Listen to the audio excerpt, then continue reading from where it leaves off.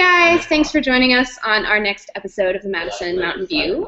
Today, our special guest is Mina Salib. So Mina, take a minute and introduce yourself and tell us a little bit more about what you've been up to. Hi everyone, my name is Mina Salib. It's a pleasure sitting down with y'all through this awesome chat. Y'all look great at 9 a.m. in the morning. What I've been up to, I am founding a company right now called Aspire. And Aspire is like a community for the millennial generation, in where we hope to like inspire, motivate, and direct our users towards living a more productive lifestyle via personal growth and innovation. So how I started this company was I graduated. I was going to be a dentist at some point. The whole idea, stopped doing that. My last year in school, I decided not to apply to dental school, and I decided I wanted to do business. I got into real estate. I got into nonprofit work, and I just knew I wanted to start a company, and I wanted to inspire a lot of people in the process. And that's where Aspire came from. I'm on all the social media sites, and I realized there's not really a place that every time I go, I'm gonna personally grow from every single time I log on.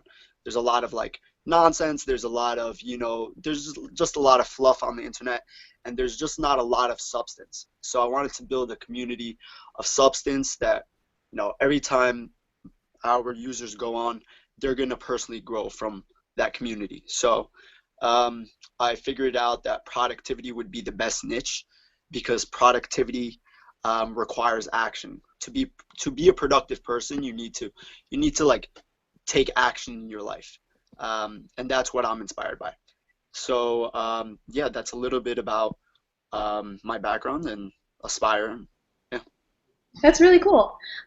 So as somebody who's a big fan of kind of the self-help like articles on Elite Daily, like 5 ways to be a better person and be more productive, etc. How do you distance yourself from those kinds of listicles that kind of like inspire you for the day and don't really last? Yeah, exactly. So what we actually wanted to do, I don't want a community that's just a bunch of words and no action. So what we do is we give recipes to people, productive recipes based on like your lifestyle and based on your interests, or based on the person that we're featuring or you're reading about. So right now the content site that we have up, which will actually be launching in the next 2 weeks, will feature, let's say we took Liz and we featured Liz on the site. We call it a glimpse into the productive life of Liz. So we glimpsed Liz, and you saw her, and you're like, I'm really inspired by her, right? Like, she has a purpose and she has a vision, and she executes on all that stuff every single day. I'm inspired by her. What do I do next? And then we give you that productive recipe on what to do next. Like, this is your takeaway point. This is what you should do. Either download this app, go visit this course, go visit this website, and just take these steps. This is what you should apply to your life for that day. So that's how we want it to be more actionable. We want you to take action on that inspiration. And how are you working with other people or third parties to get some of that content or those action items? How are you developing kind of what you're urging people to do? Yeah, so our content, like the action items, come from sources that already exist, right? So we just curate those sources, and we figure out like based on, let's say if you're in marketing, or like your background is marketing, or your background is I don't know, coding, whatever that may be, those recipes are going to be based off your background, because we want the recipes that we give to make sense towards the story that we provide, right? So we just like, we sift through the internet, right? We scrape like different resources and stuff, and we take out that step for you, so you don't really have an excuse that I didn't know what to do next, or I couldn't find what to do next. I don't know if that answered your question.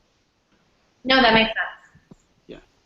And what do you think is the fundamental behavior shift that consumers are going to need to do and to change to incorporate something like this in their lives? Because it's probably not the first time someone's thought, oh, gee, it would be great if there was some place I could go that would help me progress in my life and be more innovative and driven about what I do. But I feel like there probably is some kind of, consumer mindset set or behavior shift. So what kind of research or insights have you, seen about the people who are going to use your site, and what do they need to overcome, or what does your site help them overcome to be more productive and inspired?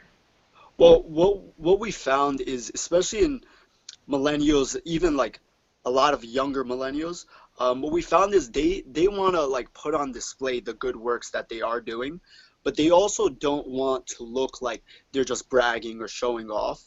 And what we want to do is we want to make this a community where you're more encouraged to share and to inspire other people, rather than look like you're bragging. And like, so we're trying to use the pay it forward methodology that a lot of millennials believe in, right? Like we want to pay forward the opportunities that we have. And I know a lot of younger millennials who care about social impact. They care about the goodness of society, or like, all that stuff. We wanna hone in on those types of people. Yeah, so I think for that, updating your productivity status, I guess, just for the reason of maybe this will help another person, achieve what they want to achieve. I feel is important. Well, let me take a little step back for a second, because everybody talks about millennials and is all excited about millennials, and it seems to be all the rage. And something that I point out to them, which is, by the way, millennials are 36 years old now, and by 2020 they'll be 40, and they're getting married and they're having kids, and so they're not the 21 or 22-year-old self-entitled, young punk living still at mom and pop. I mean, there's stereotypes which kind of annoy me and probably annoy you as well. So I guess my two questions for you. One is, who is the millennial from your perspective, and in terms of how you define them? And maybe a little bit of a softball, which is, do they need inspiring?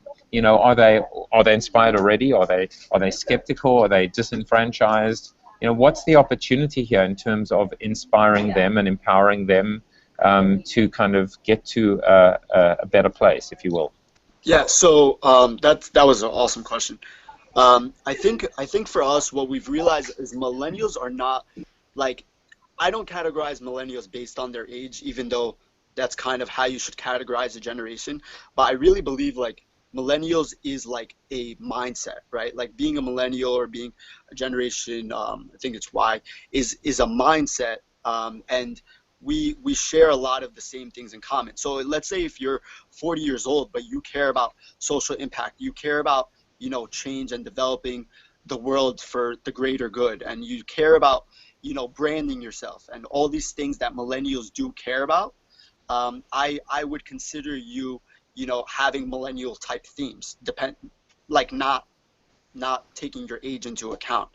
But yeah, so I think millennials, or the way we think about millennials, it's more of a mindset rather than an age type of an idea. And I think you had another part of that question, which I may have not answered, but I kind of forgot. Yeah, I guess the second part of the question is do they need inspiring? Yeah. Kind of, are they inspired already? Or when people sometimes talk about the millennial generation, they talk about a generation that's a little bit jaded, skeptical, kind of disenfranchised. Yeah. So I think millennials, for like a great number of them, they are inspired, but they lack either the resources or the knowledge of the resources to act on their inspiration, which is a big reason why I want to accomplish what I want to accomplish with Aspire, is because I don't want to let people have that excuse like I didn't know, or I was inspired but I couldn't do anything about it, because everybody can do something about it. And if I just, let's say I take away that step of this is what you do next, or these are the resources that you need to act on, or this is the community that you need to be a part of to take that next step, That's what I feel like is missing a lot of the time. Hey, Chris. And what are the, because we're evolution and our whole vision is seen through a brand lens, what do you think the role for corporates or brands might be on your platform? Is that providing assets or access or mentorship? And have you thought about that yet? Yeah, exactly. Yeah. So, like the full scale community will allow corporations to have access to not only like a productive person on a resume, but it's going to allow access to a productive person holistically. Like you're taking into account this person's life and what they've been doing, and like let's say whether they've been involved in community service, whether they've been involved in going to events and actually taking the next step rather than just having a bunch of words on a paper that probably are a little falsified.